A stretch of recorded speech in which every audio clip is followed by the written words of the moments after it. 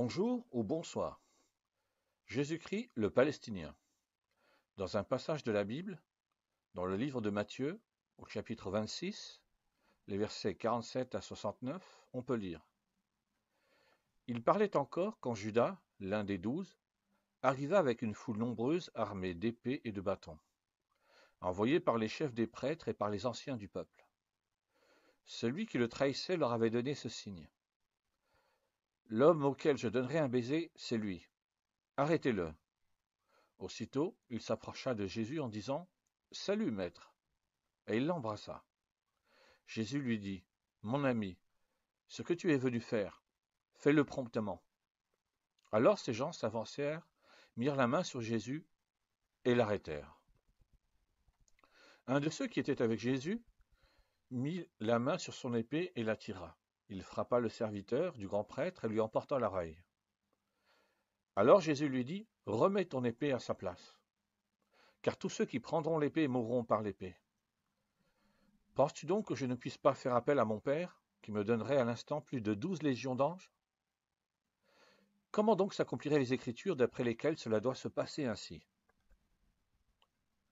À ce moment, Jésus dit à la foule, « Vous êtes venus vous emparer de moi avec des épées et des bâtons, comme pour un brigand. J'étais tous les jours assis parmi vous, enseignant dans le temple, et vous ne m'avez pas arrêté. Mais tout cela est arrivé afin que les écrits des prophètes soient accomplis. » Alors tous les disciples l'abandonnèrent et prirent la fuite. Ceux qui avaient arrêté Jésus l'emmenèrent chez le grand prêtre Caïphe, où les spécialistes de la loi et les anciens étaient rassemblés. Pierre le suivit de loin jusqu'à la cour du grand prêtre, y entra et s'assit avec les serviteurs pour voir comment cela se finirait. Les chefs des prêtres, les anciens et tout le Sanhédrin cherchaient un faux témoignage contre Jésus afin de le faire mourir.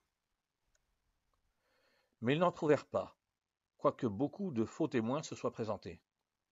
Enfin, il en vint d'eux qui dirent « Celui-ci a dit, je peux détruire le temple de Dieu et le reconstruire en 3 jours. » Le grand prêtre se leva et lui dit « Ne réponds-tu rien? Pourquoi ces hommes témoignent-ils contre toi ?» Mais Jésus gardait le silence. Le grand prêtre prit la parole et lui dit « Je t'adjure par le Dieu vivant de nous dire si tu es le Messie, le Fils de Dieu. » Jésus lui répondit « Tu le dis. De plus, je vous le déclare.